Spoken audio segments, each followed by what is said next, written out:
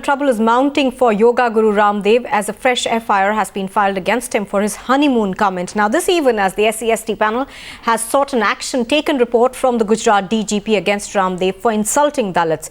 But Ramdev continues to defend himself, calling this nothing but a conspiracy by the Congress. आजकल एक मुद्दा बनाया जब चारों तरफ से कांग्रेस का लोगों ने बहिष्कार कर दिया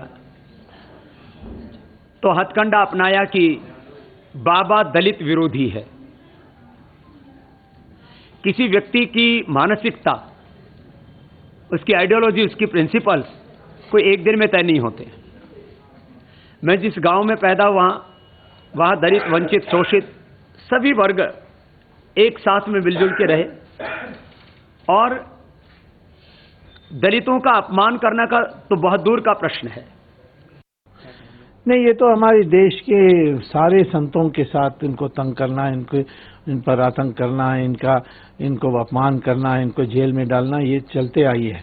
बाबा रामदेव पर उनका विशेष क्रोध है सोनिया गांधी का। वो ये है कि इन्होंने जो भीड़ जमा की रामलीला ग्राउंड्स में और अन्य जगहों में, और जो एक संत भगवा कपड़ा पहन के जो घूमता है तो देश में उनको आदर करते हैं, तो किसी तरीके से उनका अपमान किया जाए। रामदेव ने पहले तो मैं कभी नहीं सोचता था कि उन्होंने ऐसी बात कही थी, क्योंकि हनीमून की जो अनेक परिभाषा होते हैं उसमें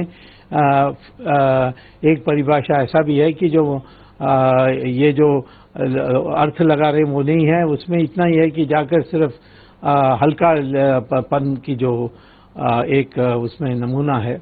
और लेकिन फिर भी रामदेव ने कह दिया कि किसी को ठेस पहुंचा है, तो मुझे दुख है, मैं अपने शब्दों को वापस लेता हूं। Strict action should be taken against him. He should be arrested.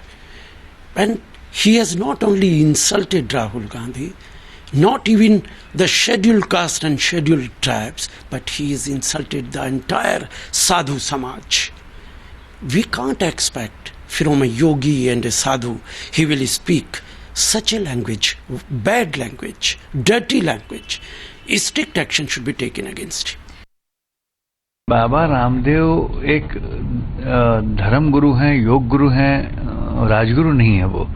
और उन्होंने इस बात का ख्याल रखना चाहिए कि उन्होंने इससे पहले भी अन्ना के साथ जुड़ने की कोशिश की, फिर केजरीवाल के साथ जुड़ने की कोशिश की, उसके बाद उन्होंने और कहीं कुछ बीजेपी की तरफ झुकाव दिखाया, फिर उन्हें कुछ नहीं दिखा।